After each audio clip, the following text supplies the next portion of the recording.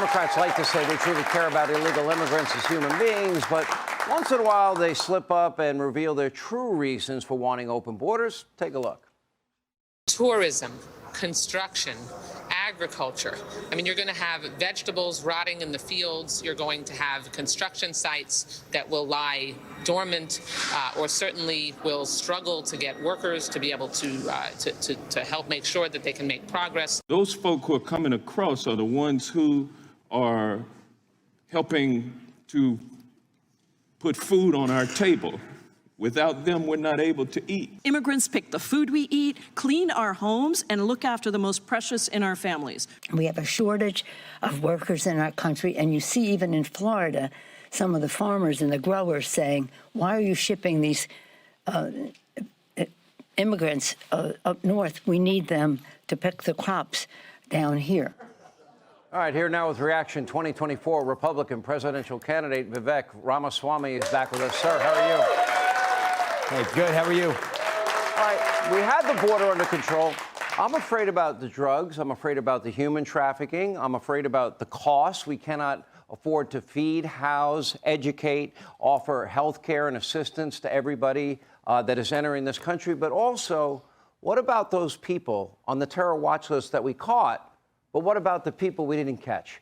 They're building terror cells right here in this country, and that means they're plotting, planning, and scheming an attack to destroy and murder Americans. Do you agree with that?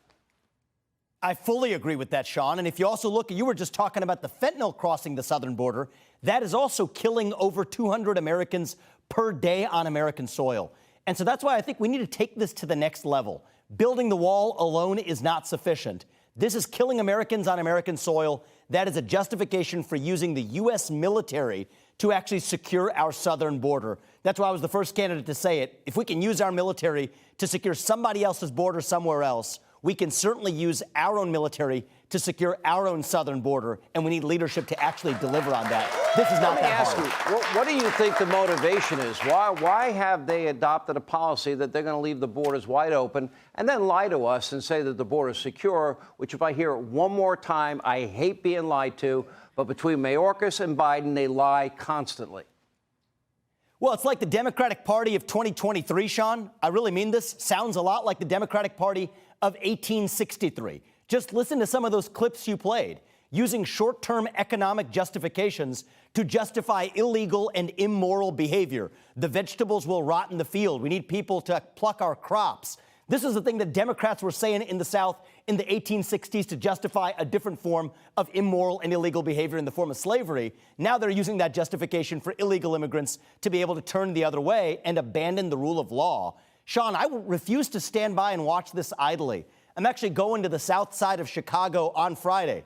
Not a popular stop for many Republicans on a campaign trail, but America First includes all Americans. And even though that is a black community that mostly votes Democrat on the south side of Chicago, they too are being plagued by this same trend, where high schools are being taken over and turned into encampments for illegals crossing the southern border.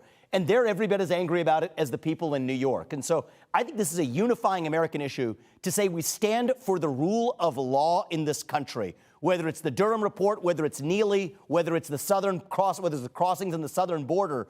The deeper cancer is that we've abandoned the rule of law. And if I'm elected president, Sean, I'll tell you this, we are going to restore it once and for all in this country.